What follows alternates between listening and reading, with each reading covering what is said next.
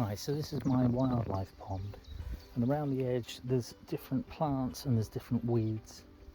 So this stuff here is this purple loosestrife, and these are foxgloves, and then there's either flowering currant or blackcurrant. There's aquilesias, they're just starting to come into flower, you can see them there.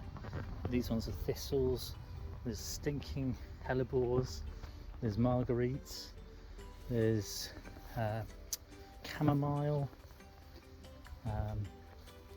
there's evening primrose down here, more foxgloves, there's like a false nettle or a dead nettle with the yellow flower there.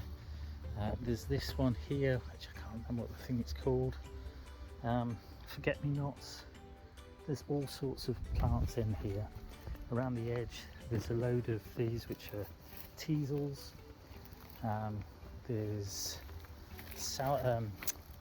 citrus sage like salvias.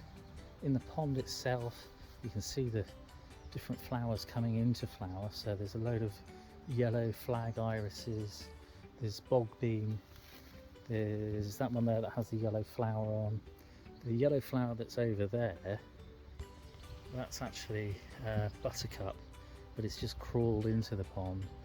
The pond's a bit sort of falling apart a bit, I need to reline it really, but it's beautiful and I love it, I really do. Obviously there's plants that I planted and plants that have just grown here. There's a whole load of irises coming up, they smell like bubblegum when they flower. There's some plant over that silver one, there's a curry plant, this big one here is a buddleia, there's hypericum, there's all sorts of things. This one here has got a label somewhere, I'm sure, and it smells wonderful. Daphnia I think it is.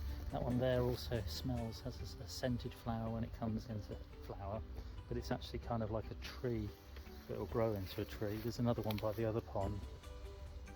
Let's see, there's all different things in here you can see growing, but everything attracts bees and butterflies. There's more purple loosestrife in the pond as well. There's a fig tree growing here, and there's a giant aloe vera, very spiky, sharp aloe vera that flowers in the autumn time, and it's beautiful. My good friend Billy gave it to me. There's a peony under there. There's, I call it Japanese shrimp because I can't remember what the name of it is. There's hazel, there's all sorts of trees. There's trees that my friend Paul gave me, he's no longer with us either. There's a beautiful white pinkish rose that I didn't trim back, but it's got so many buds coming on it all over the top and all over the edge of the pond. It's massive now, and I've just left it, and it's beautiful. A lot of stinging nettles and things as well. There's azaleas down underneath. There's all sorts of things in here. Osteospermum around the pond. There are frogs in the pond, newts in the pond. It's just a wildlife pond, but it's beautiful, and it's nice to have these things growing around it. It's really nice. I have trimmed everything back around here, so there's stinging nettles that I haven't trimmed back, but they're kind of covering up the rubbish. And I've got a few more bathtubs in there that are actually full of water. But the stinging nettles I left for a reason, and that's to feed the caterpillars of the peacock butterflies.